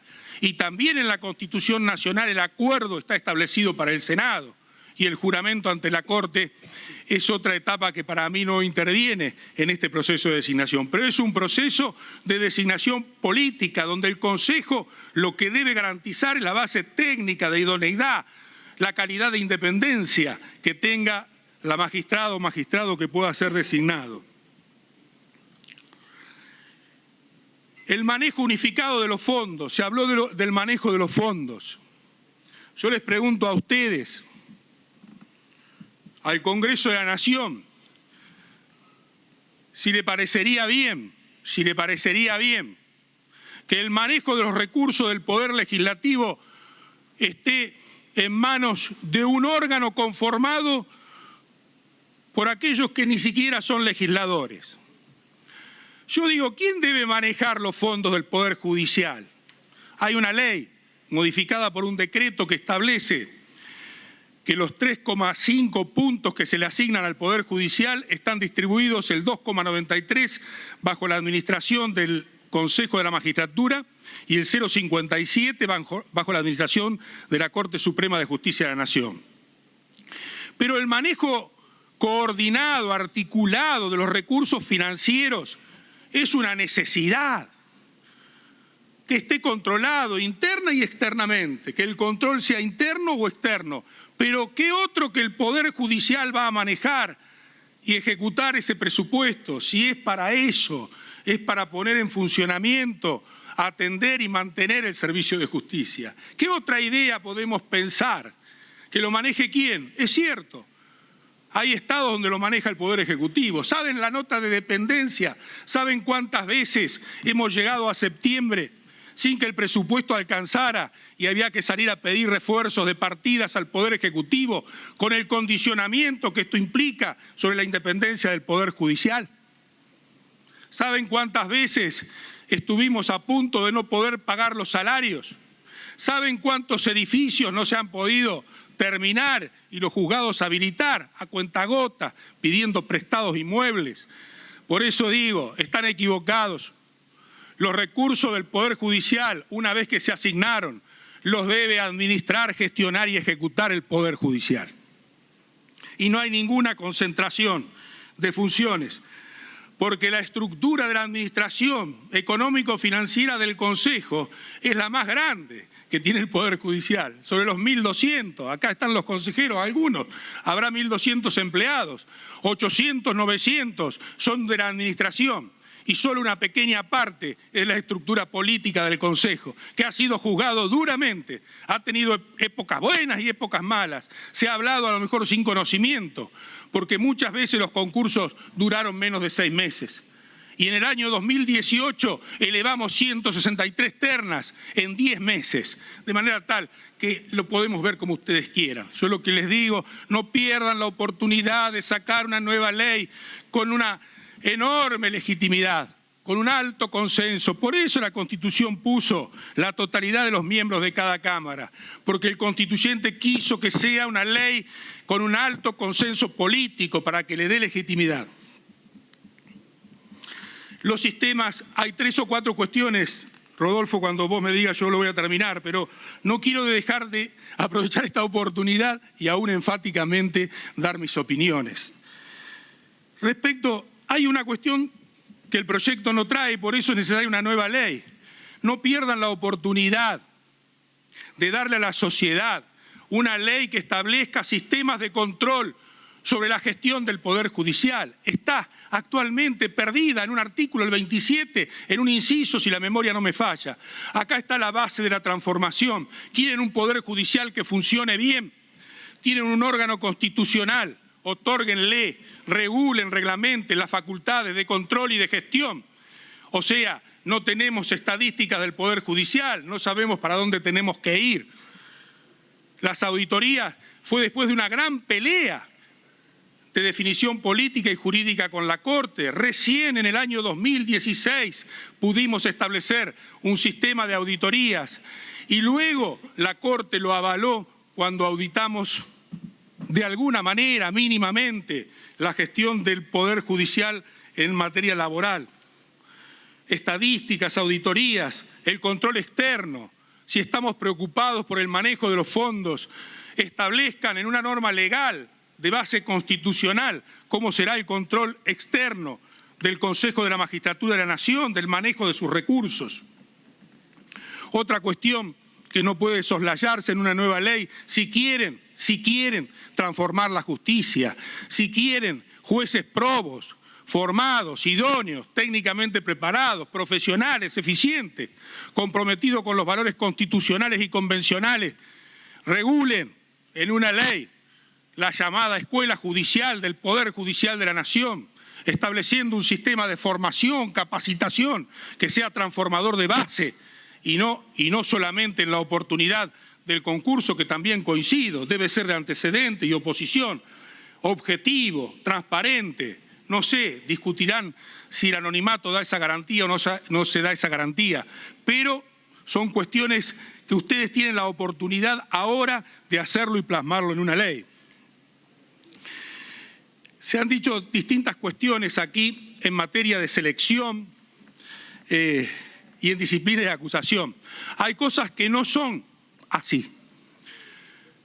Yo creo que ustedes tienen la oportunidad de discutir, convocar los especialistas, los observadores externos y los internos y definir un proceso de selección equilibrado, razonable, transparente, eficiente. Pero vuelvo a decir, el Consejo ha funcionado bien y mal. En los 4 años que me tocó integrarlo, sacamos 309 ternas. Tuvimos un año de 21 y un año de 163. Y a un consejero que me sucedió le digo, la gestión del Consejo hay que mirarla en los 4 años. Y también se habla mucho de que no se analiza la conducta y la disciplina de los jueces. Les digo que en la historia del Consejo de la Magistratura, que hubo 35 juicios políticos, 17, 18 destituciones, varias renuncias y algunas absoluciones, a mí me tocaron 5 de ellas, en las 5 solo en un caso hubo absolución. Porque la garantía del magistrado y la magistrada está en un jurado de enjuiciamiento que es autónomo del Consejo de la Magistratura de la Nación. El Consejo solo acusa. Y es en el jurado de enjuiciamiento donde están todas las garantías, y las hubo para los que fueron absueltos, y las hubo para los que renunciaron, y las hubo para los que fueron destituidos. Y el que no, le queda una alternativa de un recurso extraordinario. La Corte deja mucho integrando el Consejo de la Magistratura. La Corte participando también se autolimita, porque las cuestiones en las que participe, en las que vote en el plenario, tomando una posición u otra, seguramente condicionará al momento de la decisión jurisdiccional. De manera tal que estamos equivocados cuando pretendemos, a veces por coyuntura, sin mirar la proyección futura, las cuestiones que deben definir. Sé que me he excedido, obviamente. Este es el ámbito. Es el ámbito plural, democrático, donde sanamente ustedes podrán decidir qué ley quieren. Si yo tuviera que hacer un pedido como ciudadano, mi amigo Tailade, diría lo siguiente: saquen una ley nueva, completa, que regule todos los aspectos que el Consejo, el Poder Judicial, el Servicio de Justicia y los justiciables requieren, con un altísimo consenso para que tenga legitimidad político-institucional y sea la base de partida de la transformación de la justicia. Bueno, nada, en este tiempo nada más.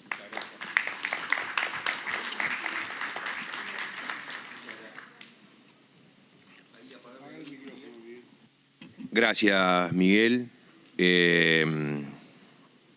Bueno, los pedidos tuyos. Sí, diputada Stolbizer, tiene la palabra. Para 2 preguntitas muy puntuales. Muchísimas gracias, doctor Piedecasas.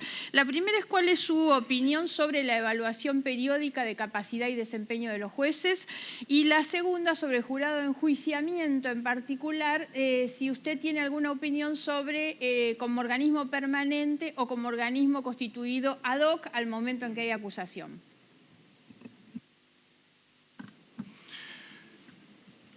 La primera, usted me pidió una definición sobre, diputada. De gestión. Mire, los sistemas, nosotros tuvimos el mismo requerimiento que ustedes tienen todos y todas. La sociedad tiene una visión crítica. los plazos irrazonables, el mal manejo de los procesos. Tratamos de ver los modelos comparados y tomamos el llamado servicio de inspección que tiene el sistema español. Entonces, yo quiero decirle que el único límite, porque la ley esta la tiene al mecanismo de control de gestión, el único límite es el contenido de la sentencia y el respeto de la independencia de los jueces y juezas. Después usted tiene capacidad a través de las estadísticas y de las alertas tempranas de medir las caducidades, las prescripciones, la denegación de justicia.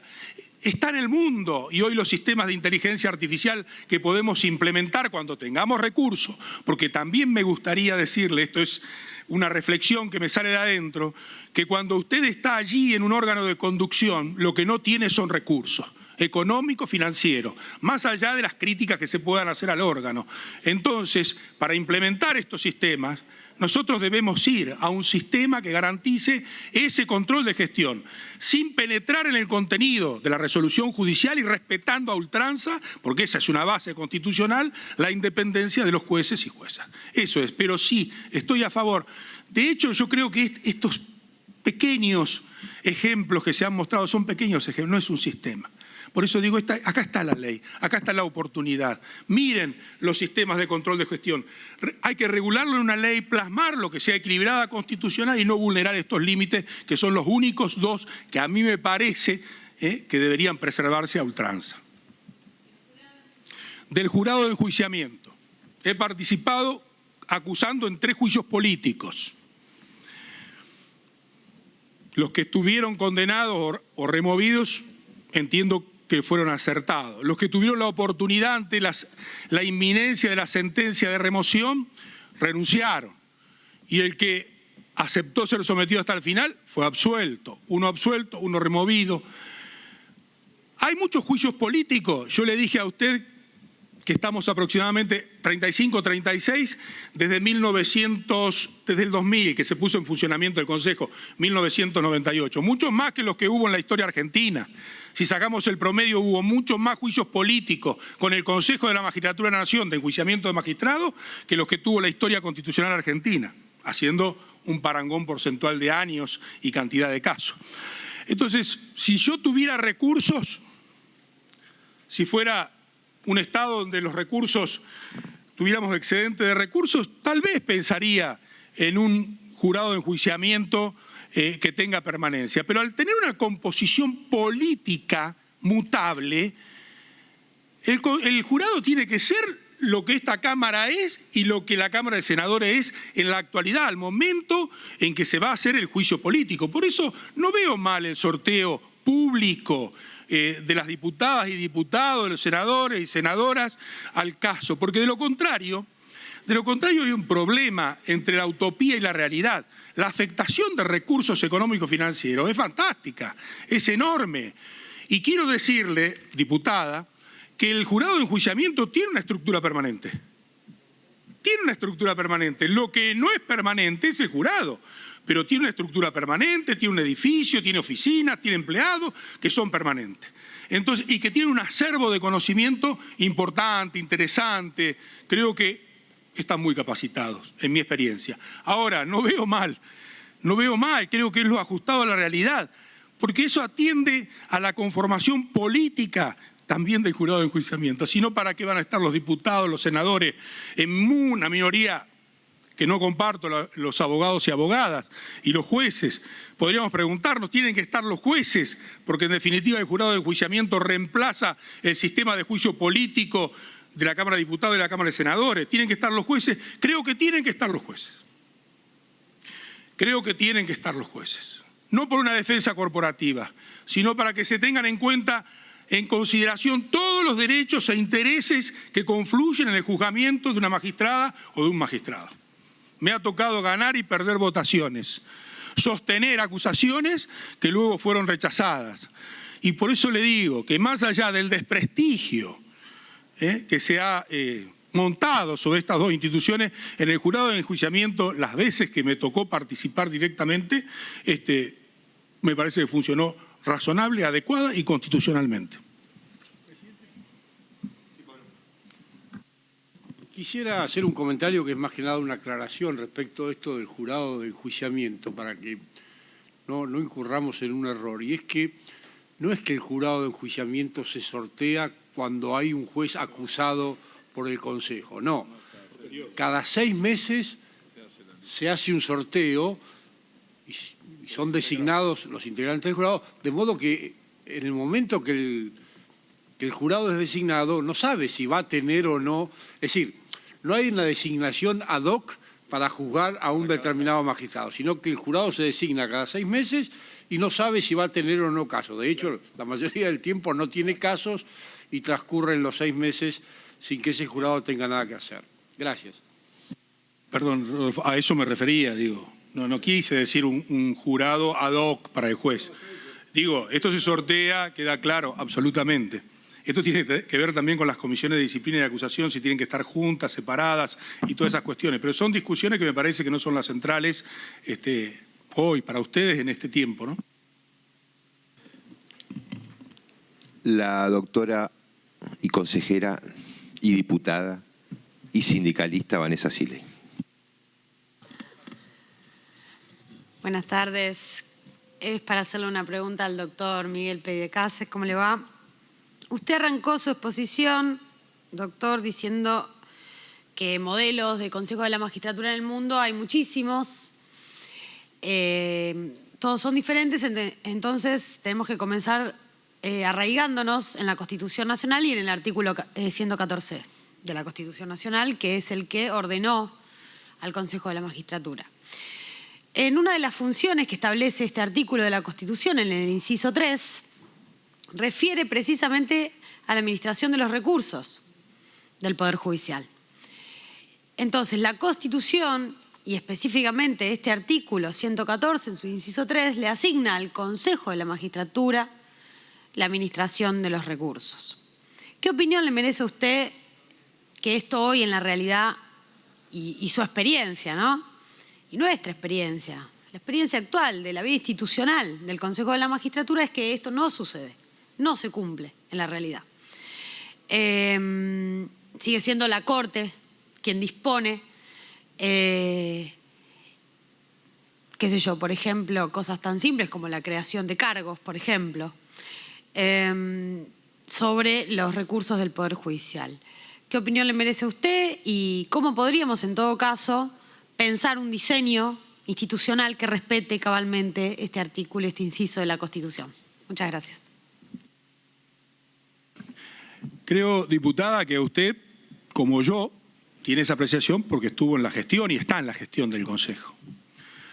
El Consejo de la Magistratura de la Nación, nosotros tuvimos 5 administradores en 4 años. O sea, algo no estaba funcionando bien, eso hay que revisarlo. Tenemos que ponernos de acuerdo también en tener consensos importantes en la designación de un funcionario que tiene un poder enorme en la estructura del Consejo de la Magistratura. ¿Cómo venía antes? La Corte manejaba los recursos. Aparece el Consejo, aparece el inciso señalado por usted y comienza una puja que incluso terminó en contiendas entre el Consejo y la Corte. Lentamente fue tomando, porque el Consejo es una institución joven en la historia de los países y del nuestro en particular, fue separando el control para cumplir con el mandato constitucional. Todavía existe y debe existir un saldo que el Consejo le debe a la Corte por el traspaso de oficinas y todas esas cuestiones. Ahora bien, yo cuando me refería al manejo de los recursos lo pienso de esta manera. Un modelo los maneja la Corte, no está en la ley, o sea que en la Constitución ni en la ley. Ese modelo queda afuera. Hay un manejo separado. Los fondos de la Corte los maneja la Corte, los fondos del Poder Judicial de la Nación los maneja el Consejo de la Magistratura a través de un sistema de la Administración General, el control de la Comisión de Administración Financiera, el Pleno, etcétera. El sistema que para mí se tiene que implementar, que aparece en algunos de los proyectos, es un sistema de coordinación articulada, respetando la manda constitucional que a la plata del Poder Judicial de la Nación, los recursos económicos y financieros, los maneja el Consejo. Lo que no puede pasar es lo que nos pasó. Que nosotros hagamos una recategorización, por ejemplo, que hicimos para los POM en su momento, por unanimidad, o sea que el doctor también la votó, por unanimidad, y luego fue declarada nula. Entonces, estos desajustes que usted plantea deben superarse a través de una norma de coordinación, una norma legal. Por eso digo la oportunidad, diputada. La oportunidad está acá. Yo sé que las coyunturas apremian. Pero están en la oportunidad de dictar una nueva ley completa, profunda, de altísimo consenso, que regule pensando en lo que tiene que ser el Poder Judicial, el servicio de justicia y todas las cuestiones que a la sociedad le interesan. Pero este es un tema, dos sistemas. Hoy no hay posibilidades de que la Corte maneje los fondos del Poder Judicial de la Nación porque es una atribución constitucional del Consejo. Lo que sí debe plasmarse es una norma legal de coordinación para que no pase eso o, por ejemplo, que tengamos los problemas en el circuito de habilitación de los tribunales. Entonces, todas estas cuestiones hay que solucionarlas. Ahora, yo sé a dónde a lo mejor puede apuntar políticamente su pregunta. ¿Va a mejorar esto que lo integre el presidente? Desde mi punto de vista, debería mejorarlo. ¿Por qué? Porque lo tengo sentado en la mesa del Consejo, a la cabeza del Poder Judicial. Y con él, por eso digo que es una mesa virtuosa. Si las coyunturas no nos tapa, es una mesa virtuosa. Todos los actores definiendo y en igualdad de condiciones, con un voto. Muy bien. Bueno,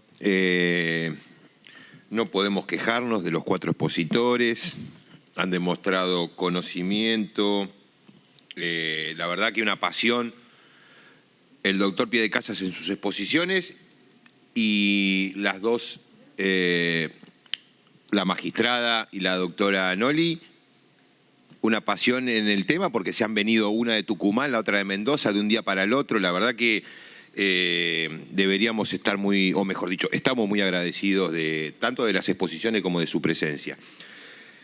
El martes que viene, en principio, la idea es seguir con estas exposiciones, por ahí hay más gente, achicaremos los tiempos de exposición, pero la reunión de hoy entonces la damos por concluida y citamos para la próxima en estos días. Le agradezco a todos y todas. Muchas gracias.